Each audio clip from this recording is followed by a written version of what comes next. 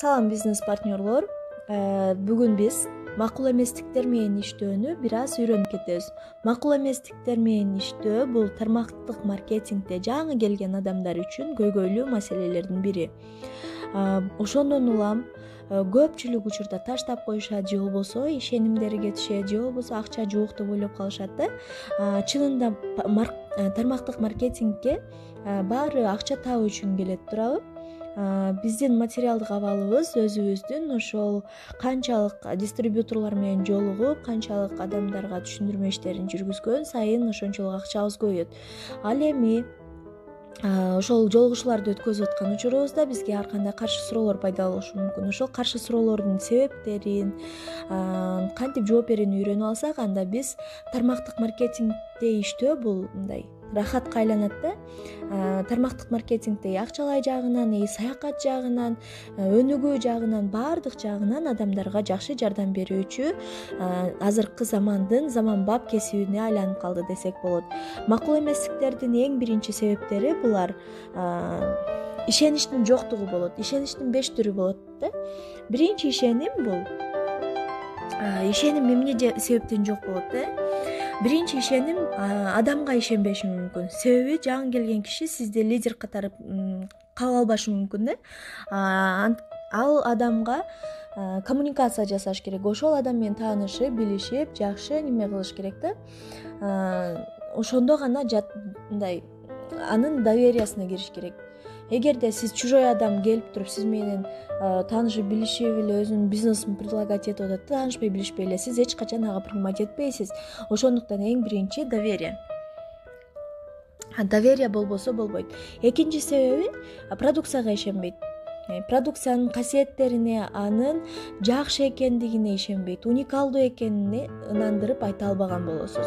Үчүнчүсү бул тармактык маркетингге, индустрияга ишенбейт да, MLM бизнеске ишенбейт. Бул бизнес азыр 21-кылымдын эң эле ийгиликтүү бизнестеринен болуп калды. Бул бизнес ушунчалык деңгээлде өнүгүп баратат. Бул бизнести токтотуу кыйын. Традициондук бизнес дейт, сетевой бизнес деп атат. Сетевой менен традиционныйдын айырмасы болгон сетевойдо сиз акча вложить этпейсиз, аз суммада гана вложить этсеңиз. Традициондук бизнесте кандайдыр бир крупный сумманы вложить этип, ошонун анан кийин бизнесиңизди өнүктүрүп кетесиз. Окутуп үйрөтпөйт дагы. Андан кийин төртүнчүсү сунушка ишенбеген учур болуп калышы мүмкүн. Сиздин сунушуңуз кызыктырбаган учур болуп калышы мүмкүн да. Эгер сиздин сунушуңуз ал адамдын кызыгуусуна туура келбесе, убактылуу кызыкпашы мүмкүн. Ар кандай варианттар менен сунуштап көрүш керек. Ар бир иштеген компанияңыздын түрдүү варианттары бар, саякаттары бар, өзүнүн өнүгүү программалары бар, акчасы бар, продукциясы бар. Кайсы тарабынан анын кызыгуусун тапсаңыз, кандидаттын ошол тарабынан жакшы болот. Бешинчиси, келген адам өзүнө ишенбейт. Өзүнүн күчүнө, жөндөмүнө, өзүнүн мындай канчалык деңгээлде аткара алат, аткара албайт дегенине ишенбейт да. Ошол адамдарга ишеним бериш керек. Ошол адамдарга жардам бериш керек. Өзүнүн потенциалын ачууга жардам бериш керек. Ошолорду кылганыңызда гана сиздин бизнесиңиз өнүгөт, өсөт. Сиз аларга жардам берип отуруп өзүңүз өсөсүз. Аларга жардам берип отуруп акча табасыз. Аркаңыздагы адам дагы ошентип эле дистрибьюторлоруна өзүнүн аркасында адамдарга жардам берип отуруп өсөт, өнүгөт. Эмне себептен сетевой бизнес өнүгүп жатат дейсиз?